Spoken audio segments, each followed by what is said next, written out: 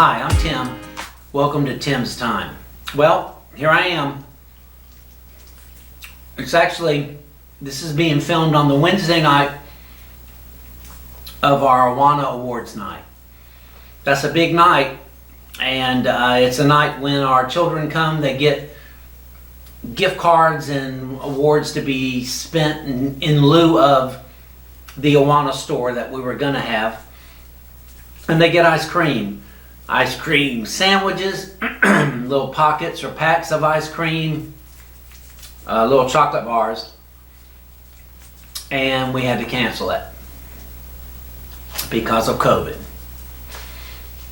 You're getting this on Monday, June 29th, which is right after our Red, White, and Blue Day. And we're into the week heading up to the 4th of July, where we talk a little bit about country. And let me back up for a second before I give you our one statement or two statement message for Tim's Time this week. 432 and Tim's Time. You've heard me say this, you Centralites. You've heard me say this 20 times through the years. This whole thing began as a video reminder of a commitment we made to pray every day for God to move in our church. We chose 432 to call it that based upon Acts chapter 4 verse 32. It was a time of prayer in verse 31, and 32 says the results of that prayer were no one felt like their goods were their own. They all had everything in common. God just poured out his blessings upon them, and their financial and material and their spiritual needs were met.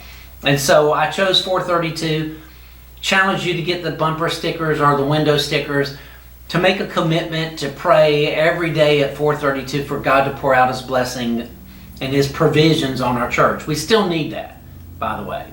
But we kept it going, and Tim's Time kept going, not just a reminder for the 40 days of prayer of 432, but to remind us to continue to pray that God would pour out his blessings upon us, and he would send a revival in our church, and he would bring us together as a congregation.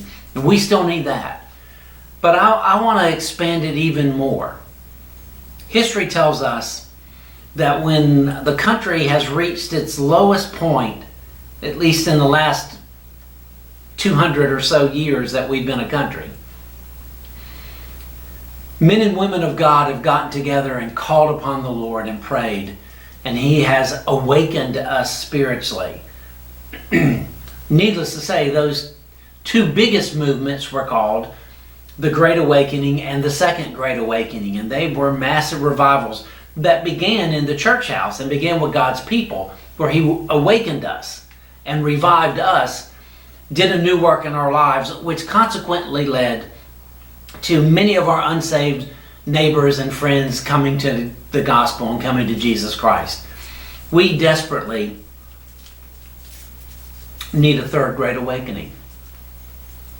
I mean, I'm as certain of that as I am of how cold and good this ice cream bar is.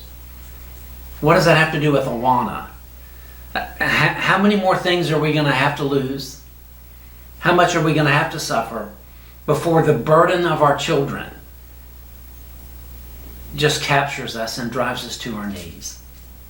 And so August is going to get here, and I'm going to preach a series of sermons called, I think I'm calling it Church Family Revisited or Church Revisited or something, where I'm going to go back and just highlight some things that we've just learned and experienced through the years. One of them will be, Lord willing, 432 revisited again, because we've already revisited it one time, and so we're going to do it again. And I want to encourage you to include the spiritual condition of the church in the United States of America. What about all those people, preacher, that are new? Those people are lost. They're acting like lost people. If there's going to be a great awakening, it has to be within the church family. And the stats aren't great. We can't even get half of our people in church on Sunday. How in the world are we going to stand back and just point the finger at those folks who are misbehaving? We need to stop misbehaving. We need to start seeking the Lord. And we need to just find him. And what I preached yesterday was, we will find him. The Lord says that in Jeremiah, when we seek him with our whole heart. So I hope that you'll join me and you'll do that. We'll do it for the country's sake. We'll do it for the children's sake. We'll do it for the church's sake. And we'll do it for his glory. Have a fantastic week. God bless.